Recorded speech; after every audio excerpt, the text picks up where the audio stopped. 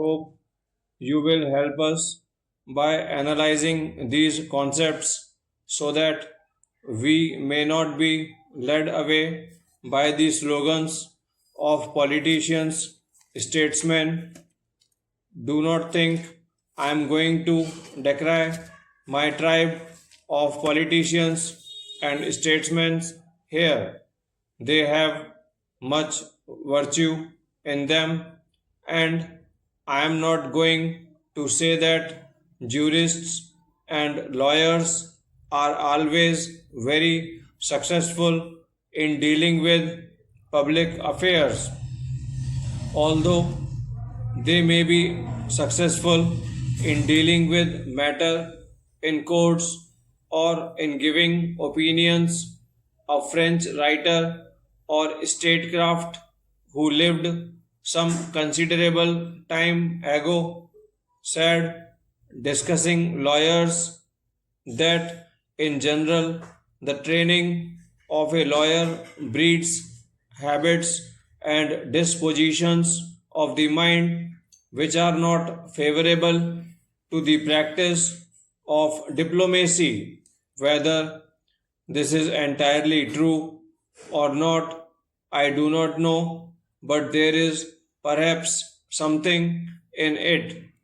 The politicians obviously often go wrong, but the lawyers and the jurists in their ivory towers can also lose touch with reality. Therefore, some of the greatest judges have been those who have not only interpreted the law but adapted it to changing conditions without doing violence to it.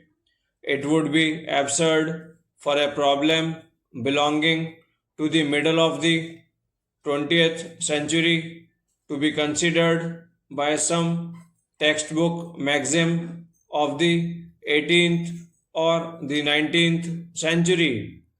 There is another aspect to this which troubles many of us: how far some recent developments can be fitted in which any conceptual international law or moral law, those developments which threaten the very existence of the human race, not only by mass killing but by poisoning the atmosphere so that it has terribly genetic consequences, are not justifiable by any conception of international law or moral law.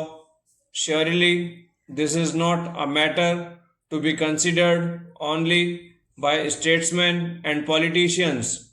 I do not know if jurists consider the moral law, but I suppose they have it in mind.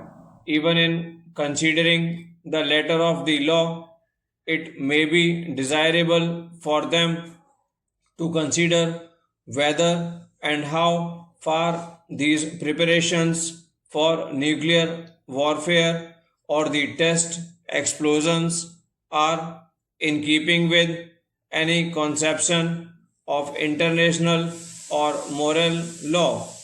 If the politician, as a man who has some responsibility in public affairs, expresses his opinion, it is usually considered a biased and colored opinion because he belongs to the political apparatus of a country, but jurists' opinion also carry weight.